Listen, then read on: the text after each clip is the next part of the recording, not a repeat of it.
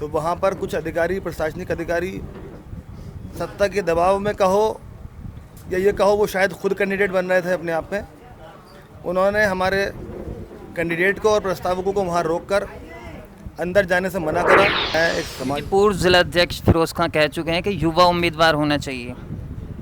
पहले तो धन्यवाद उनका, वो जो भी कह रहे हैं अच्छी बात है, युवाओं को तरजीह देनी चाहिए। कह रहे हैं कि मैंने 4 साल में जितना काम करा दिया वो 30 साल में शहर विधायक नहीं करा पाए।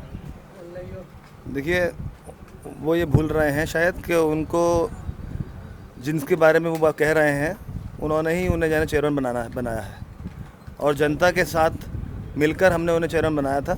आज वो जनता से अलग हटकर अगर अपने आप कुछ बात कह रहे हैं तो उसके ज़िम्मेदार वो खुद हैं। आज जितने भी संभल के अंदर कुछ दिन पहले आपने तस्वीर देखी थी, तमाम चारों तरफ कब्रिस्तान और नाले भरे हुए चल रहे थे। मेरे पास सारी वीडियोज़ हैं जहाँ पर उन्होंने ये आदेश किया था कि डंडे चलाए जाएँ, कार्यकर्ताओं को और कैंडिडेट्स को, प्रस्तावों को भगाया जाए। सांसद डॉक्टर शफीकुर रहमान बर्क के पोते ने जैसे उम्मीदवारी ठोक रखी है कि समाजवादी पार्टी के टिकट पर चुनाव लड़ेंगे, तो इस तरीके से आप भी अपनी दावेदारी।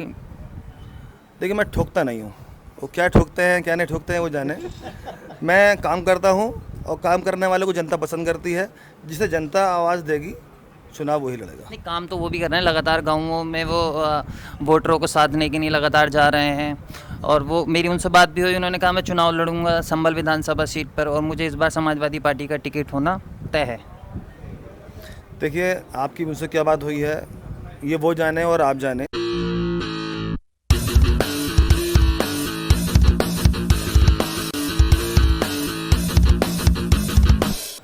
नमस्कार, आदाब, आप देख रहे हैं द हल्ला बोल।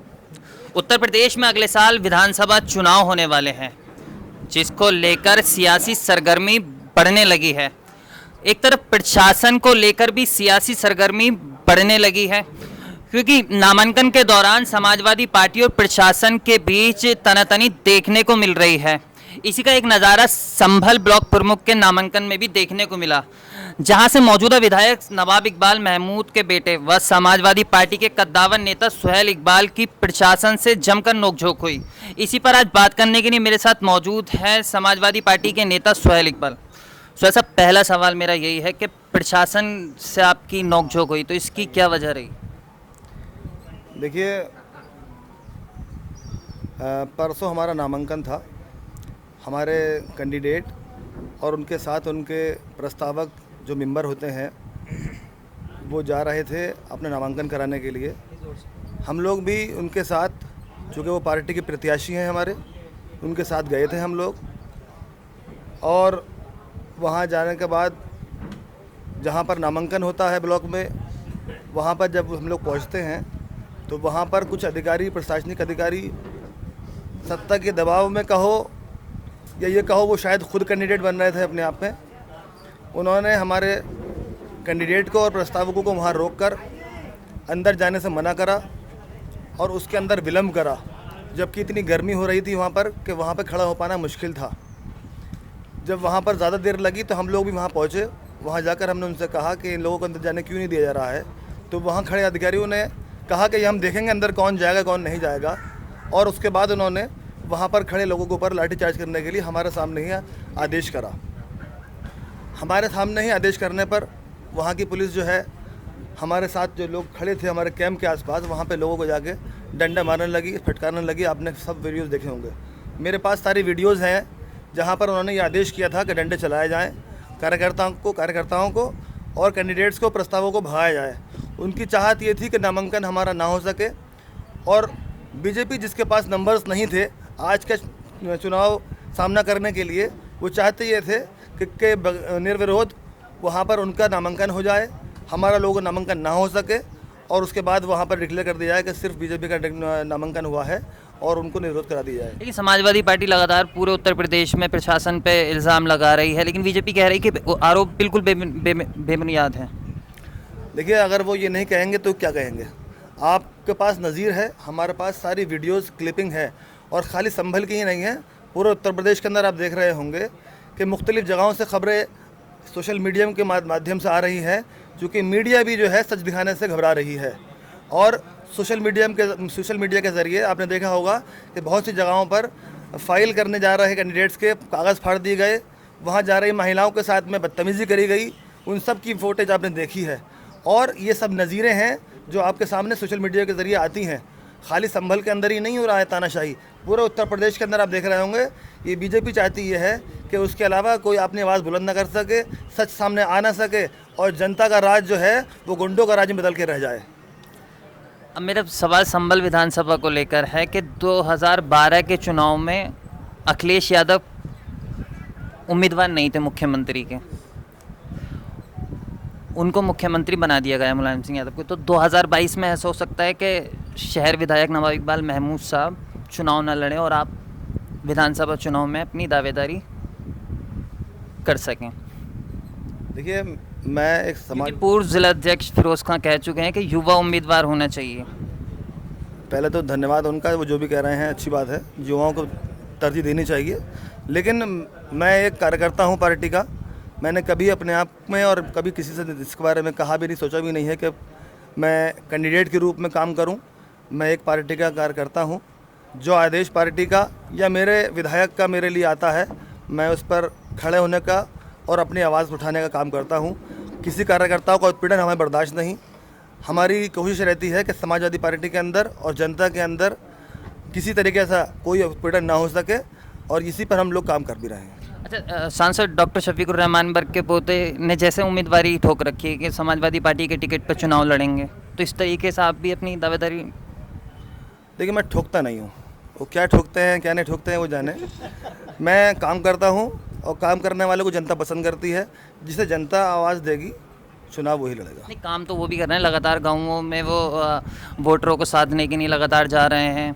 और वो मेरी उनसे बात भी हुई, उन्होंने कहा मैं चुनाव लड़ूंगा संभल विधानसभा सीट पर और मुझे इस बार समाजवादी पार्टी का टिकट होना तय है। देखिए, आपकी मुझसे क्या बात हुई है ये वो जाने और आप जाने, और मैं कैमरे के सामने वो कोई भी आदमी कुछ भी कर सकता है, चूँकि बोलने का अधिकार दे रखा है, चुनाव लड़ने का अधिकार दे रखा है।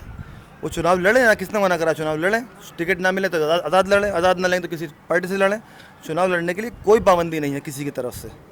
लड़ते चले आए, पिछली बार नहीं लड़ते चुनाव, क्या जब पार्टी ने टिकट नहीं दिया था तो वो MIM से लड़े थे, अब किसी और पार्टी को लड़ लें।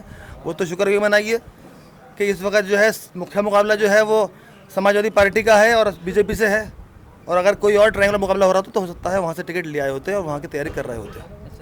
एक सवाल ये भी था कि जो बसपा के संभावित उम्मीदवार हैं हाजी शकील कुरैशी, वो कह रहे हैं कि इस बार जो चुनाव होगा वो ज़मीन पर होगा। पिछली बार हम शहर विधायक को चुनाव जिताते थे, इस बार चुनाव ज़मीन पर है, तो इस बार चुनाव हम हरा के रहेंगे। देखिए, मुझे उनसे हमदर्दी है। चुनाव लड़ने जा रहे हैं, जनता तय करेगी इस बार के चुनाव कौन जीतेगा कौन हारेगा, और तय करने वाले जो है वो जनता जनार्दन है। हम लोग खिदमत करने वाले लोग हैं, खिदमत कर लें अच्छी तरीके से। हमारे लिए तो सबसे बड़ी चीज़ यही है हमारे लिए। वो क्या कह रहे हैं क्या नहीं कह रहे हैं, उनकी पार्टी क्या कह रही है, उनकी पार्टी कहती भी क्या है, वो तो पार्टी से अलग ही है ना, अपना काम करते हैं।